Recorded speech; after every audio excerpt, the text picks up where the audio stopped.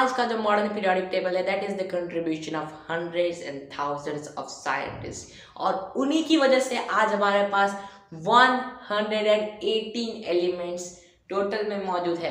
मगर ये जो पीरियोडिक टेबल आज देख रहे हो वो बहुत सारे प्रॉब्लम्स और चैलेंजेस के फेस करने के बाद फॉर्म हुआ है, और उनमें से वो were the main scientist who help in the formation of the periodic table. Let's understand the entire topic of periodic table in one video. हमारी कहानी की शुरुआत होती है एक साइंटिस्ट से जिनका नाम होता है विलियम प्राउड। वो क्या करते हैं, वो बहुत सारे एक्सपेरिमेंट्स करते होते हैं, और वो एक्सपेरिमेंट करने के बाद वो अपनी एक थियोरी निकालते हैं, और वो थियोरी में उनका मेन पॉइंट होता है that the true nature of an atom of an element is its atomic mass. अब ये स्टेटमेंट का मतलब क्या होता है? ये स्टेटमेंट का मतलब होता है कि कोई भी एलिमेंट है उसका जो सच्चा नेचर है, ट्रू नेचर मतलब उसका जो कांस्टेंट नेचर है, उसकी जो कांस्टेंट चीज है, that is its atomic mass and nothing else. तो आगे जाकर जितने भी साइंटिस्ट जो भी डिस्कवरीज करते हैं, जो भी नई नई थियोरीज निकालते हैं, जो भी ऑर्गेनाइजेशन का ट्राई करने की कोशिश करते हैं, they were always based on this one theory that atomic mass of an element is always constant। आगे जाकर हम मिलते हैं ऐसे पहले साइंटिस्ट से जो सारे एलिमेंट्स को ऑर्गेनाइज करने की कोशिश करते हैं, and the name of that scientist is none other than J.W. Dobereiner. वो एग्जैक्टली क्या कोशिश करते हैं चलिए हम लोग जानते हैं। वो क्या करते हैं, वो 3 एलिमेंट लेते हैं in the increasing order of their atomic masses, और वो ऐसा ऑर्डर होता है जिसमें जो सेकंड वाला एलिमेंट है उसका जो मास होता है that is exactly the half और the average of the group. For an example the triad which he took was chlorine, bromine and iodine. Chlorine का मास इज 35.5 AMU, ब्रोमीन का मास 80 AMU और iodine का मास है 127 AMU। तो अब वो करते क्या थे, ही टुक 127 प्लस 35.5 होल डिवाइडेड बाय 2। तो फिर जब हम इसका एवरेज निकालेंगे it will be around 81.25, that is around 80। So that's how he took bromine in between of chlorine and chlorine and iodine. और वैसे ही कैल्शियम, स्ट्रोंथियम, बैरियम, ये सारे के सारे एलिमेंट्स वो 3-3 के ग्रुप में फॉर्म करते थे, और जो बीच वाला एलिमेंट होता था that used to be the exact half way point on the basis of atomic mass. मगर इसमें प्रॉब्लम क्या थी? इसमें प्रॉब्लम ये हुई कि ये सारी चीजें एटॉमिक मास के लेवल पर तो एकदम राइट थी, मगर जब हम लोग कैरेक्टरिस्टिक्स के अंदर जाए it proved to be an absolute blunder, because ये जो जितनी भी चीजें ट्राइड की it did not say even a thing about characteristic of an element। वो एलिमेंट की रियल में कैरेक्टरिस्टिक्स क्या है ये तो वो बता ही नहीं रही थी, जिसकी वजह से ये आइडिया कंप्लीटली फेलियर चला गया। और ये लॉ जो था, ये जो ग्रुप थे 3-3 के, उसके अंदर भी एग्जैक्टली अप्लाई हो ही नहीं रहा था। आगे जाकर हम पढ़ते हैं कि और एक साइंटिस्ट ट्राई करते हैं इसको ऑर्गेनाइज करना, but in a very different way. तो चलो हम लोग पहले कुछ म्यूजिक की बातें कर लेते हैं।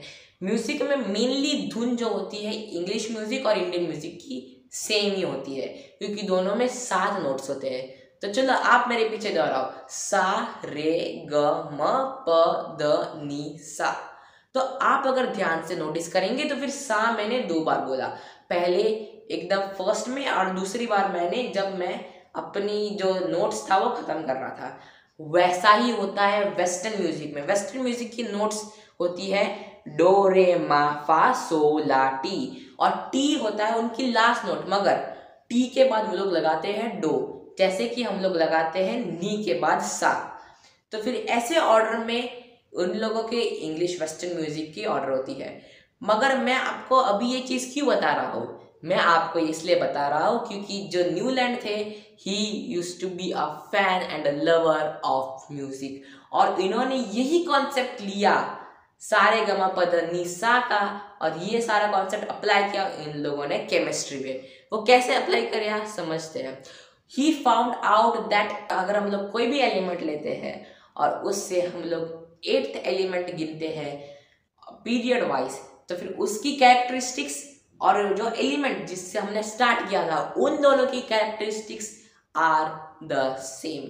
अब वो कैसे, ये एक एग्जांपल लेकर समझाते हैं, that is of hydrogen, lithium, beryllium, boron, carbon, nitrogen, oxygen. और ये जो सारी की सारी चीजें हैं, जितने भी एलिमेंट्स मैंने अभी बोले एग्जांपल में, they were all arranged in the increasing order of atomic masses which created a problem in itself। क्यों? क्योंकि जो हल्के हल्के एलिमेंट्स थे वो तो अरेंज हो गए इंक्रीजिंग ऑर्डर में, मगर जो भारी एलिमेंट्स थे उनका क्या, उनका अरेंजमेंट न्यूलैंड साहब नहीं कर पाए, जिसकी वजह से उनका जो पूरा मॉडल था इट ब्रोक डाउन। फिर आते हैं हमारे कहानी में सबसे main scientist who is Dmitri Mendeleev. So the scientist Mendeleev, उन्होंने फॉर्म किया मेंडलीव्स पीरियोडिक टेबल, और वो इतने होशियार थे कि he left the species for the undiscovered element too. मतलब जो उस टाइम के 63 एलिमेंट्स थे उनको तो उन्होंने अरेंज किया ही किया, पर उन्होंने ये अज्यूम भी कर दिया था कि आगे जाकर कौन कौन से एलिमेंट्स डिस्कवर होने वाले थे, और उसके लिए उन्होंने अपने पीरियोडिक टेबल में गैप भी छोड़कर रखी थी। और बस इतना ही नहीं कि ये एलिमेंट्स डिस्कवर होने वाले हैं, इन्होंने इतना बता दिया, he actually told the properties of that element through his periodic table। and a matter of fact, एक दिन क्या हुआ, एक दिन एक फ्रेंच आदमी आया और उन्होंने मेंडलीव से कहा कि मैंने एक नया एलिमेंट डिस्कवर कर दिया है, मगर आपका जो पीरियोडिक टेबल जो फॉर्मेशन हुआ है उसमें ये फिट नहीं हो रहा। तो फिर मेंडलीव साहब ने कहा कि मेरा कभी कोई पीरियोडिक टेबल में अरेंजमेंट रॉन्ग हो ही नहीं सकता। तो फिर वो फ्रेंच आदमी ने कहा कि नहीं, मेरा भी रॉन्ग नहीं है। तो मेंडलीव साहब ने कहा कि आप जाओ और आप एक बार चेक करो अपनी सारी मेजरमेंट्स को।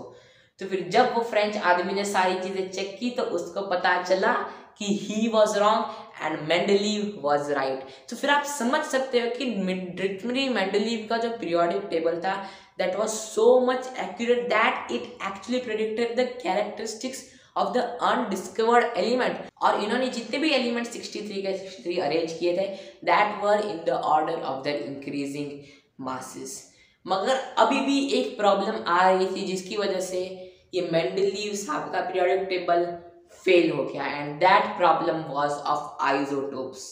अभी आइसोटोप की सिचुएशन कैसे आई, तो जो मैंने वीडियो के स्टार्टिंग में कहा था कि विलियम प्राउस जी ने कहा था कि जो इतने भी एलिमेंट्स होते हैं उनका जो मास होता है इट रिमेन्स द सेम, मगर तब जाकर डिस्कवर हो गया कि मास सेम नहीं होता, जिसकी वजह से अभी तक हमने जितने भी साइंटिस्ट के पीरियोडिक टेबल के बारे में पढ़ा इट बिकेम कंप्लीटली इनसिग्निफिकेंट, क्योंकि अब हमें पता चल गया कि मास डिफरेंट होते हैं।